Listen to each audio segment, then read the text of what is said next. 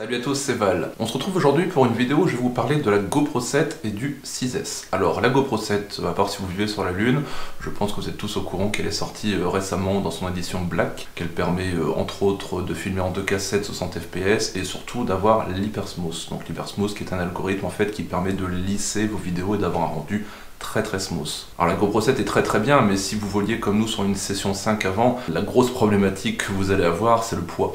Le poids effectivement n'est pas le même, la GoPro 7 pèse nettement, mais vraiment nettement plus lourd, et réclame en plus de ça, du coup, une fixation qui elle-même va être plus lourde, et tout ça en fait apporte des problèmes de poids. Alors c'est vrai que jusqu'à présent, on volait en 4S avec une GoPro session 5, et les problèmes de poids, on n'en avait pas vraiment. C'est-à-dire qu'on se posait pas vraiment de questions, si vous voulez, sur voilà, quelle est la méthode la plus efficace pour un drone le plus léger possible. On devait avoir un drone qui devait être dans les peut-être 630 grammes et c'était amplement suffisant pour que ça fonctionne comme on le voulait quoi. Alors du coup c'est imposé à nous le passage au 6S, c'est-à-dire que pour contrer un peu cette problématique de poids, on a pensé qu'en passant au 6S, on allait contrer certainement l'effet négatif du poids. Donc pour le passage au 6S, la première chose à faire, si vous avez un drone comme le nôtre, c'est-à-dire comme ce Reverb, voilà, il va falloir que vous installiez un condensateur 35 volts sur chacun de vos ESC, ce qui va vous permettre en fait voilà, de gérer le passage à du haut voltage. Une fois que cette petite modification est faite, évidemment il vous faut des moteurs adaptés. Donc nous en l'occurrence on est en train de tester les T-Motor F40 Pro V2 en 1750 kV. Et ces moteurs là sont très bien, ils ont vraiment beaucoup de punch et en 6S c'est un vrai plaisir.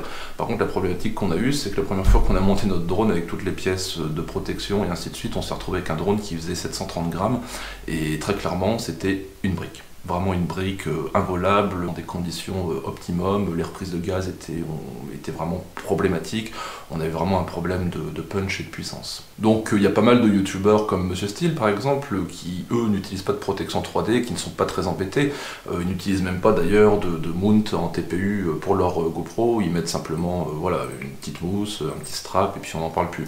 Autant casser une session 5 à 160 €, bon, ça fait chier, mais c'est pas encore trop grave. Autant casser une GoPro 7 à 440 €, déjà, c'est un peu plus problématique, on va dire. Donc nous, pour notre part, voilà, pour le moment, c'est hors de question de laisser la GoPro à nu sur le drone, même pour des questions de poids. Par contre, du coup, on a fait quelques optimisations assez intéressantes. Voilà, comme vous pouvez le voir, le mount TPU, il est un petit peu, comment dire, un petit peu aéré. Donc ce qui s'est passé, c'est que j'ai pris un scalpel et j'ai retiré tous les morceaux de TPU que je trouvais inutiles sur ce mount. Et effectivement, avec cette opération-là, on a gagné vraiment énormément de poids. Je crois que j'ai gagné 7 ou 8 grammes juste en retirant cette partie-là, cette partie ici, et éventuellement un petit peu, alors je sais pas si vous allez le voir, mais un petit peu en dessous, là où je passe mon doigt. Il y a eu aussi le scotch, c'est vrai que je mettais des quantités de scotch assez impressionnantes autour des ESC, ce qui n'avait pas forcément raison ou lieu d'être. Le fait de ne mettre que le strict nécessaire en termes de scotch vous permet aussi de gagner pas mal de poids. Je sais que moi j'ai dû gagner facilement 4 ou 5 grammes juste avec le scotch qui était inutile. De même pour voilà, les vis à l'arrière des moteurs, on avait l'habitude de mettre 4 vis en acier, celles qui sont livrées par défaut avec les moteurs et qui pèsent vraiment très lourd. Moi j'ai remplacé par 3 vis titane et ça me semble amplement suffisant, même en termes d'accroche, c'est pas mal, le moteur il bougera pas. Pour le moment, tout se passe bien. Alors vous allez me dire, c'est quand même beaucoup de modifications pour un changement de GoPro, d'autant plus que l'Hypersmooth n'est pas forcément exactement adapté à la pratique du freestyle. On vous en reparlera dans une prochaine vidéo. Est-ce que toutes ces modifications valent le coup? Et bien sincèrement, dans nos premiers tests de vol, on a été vraiment très étonnés. Le drone est vraiment bien. Alors c'est un autre mode de vol, on n'est plus exactement sur ce qu'on faisait en 4S, mais le drone se comporte vraiment très bien, et quand on arrive à optimiser le poids à peu près correctement, on commence à avoir quelque chose de relativement satisfaisant. Aujourd'hui, ce drone-là, donc avec une batterie 6S de 1000 mAh, donc de chez Shinobi Line, on arrive à 700 grammes tout compris avec la GoPro. C'est relativement gros, mais malgré tout, ça reste un drone qui a un comportement qui est plutôt pas mal. Quelque chose qui par contre risque de vous étonner si vous aussi vous décidez de passer en 6S, c'est les rates. Les rates, il va falloir les modifier.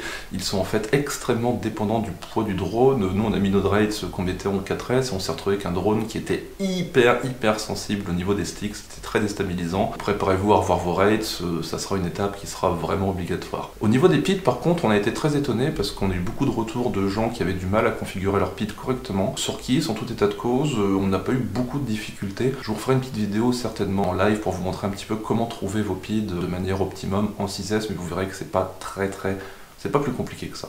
Voilà. Donc maintenant, là où on en est aujourd'hui, on a eu un petit problème de livraison de batterie, c'est-à-dire que les batteries qu'on a achetées en 6S ne sont toujours pas arrivées. Donc pour faire les tests, c'est pas très agréable. Par contre, on a quand même réussi avec 2 batteries qu'on a achetées à part à commencer à faire des tests et ainsi de suite, et avoir une petite idée sur ce qui se passe. Donc là, les tests qu'on est en train de réaliser en ce moment sur 2 types de moteurs. On est en train de se demander dans quelle mesure on va garder les hélices qu'on utilise actuellement, donc qui pour rappel sont des HQ 5 sur 4.3 d'incidence sur 3 pales. On va peut-être augmenter l'incidence et prendre des moteurs qui sont un peu plus bas qu'AV. C'est des tests qui restent encore à voir et nous on vous en reparlera dès qu'on aura vu qu'est-ce qui semble pour nous le plus optimum. En tout état de cause, on vous prépare un petit récapitulatif topo du passage en 6S avec la GoPro 7 d'ici voilà relativement peu de temps. Mais de ce qu'on a vu jusqu'à présent, vous pouvez passer le pas avec plus ou moins de sérénité. Juste l'erreur à ne pas faire, c'est éviter de prendre des batteries qui sont trop grosses en 6S. Je vous explique. Beaucoup de gens ont parlé du gain d'autonomie en 6S. Ce gain, il est faux, il est factice. Enfin, à très peu de choses près, il est factice.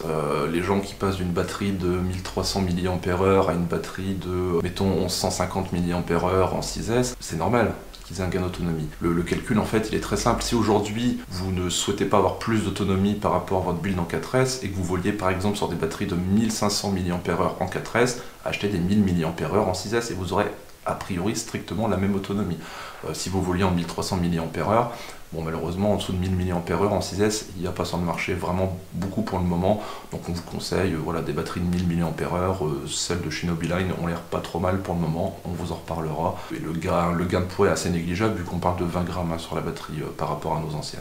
Voilà, c'est tout aujourd'hui pour ce petit topo passage du 6S avec la GoPro 7. On vous en reparle d'ici relativement peu de temps, le temps qu'on reçoive nos batteries, et puis on fera un topo peut-être un peu plus détaillé à ce moment-là. Mais avant toute chose, pensez au poids, c'est très important. Voilà, à la prochaine, salut.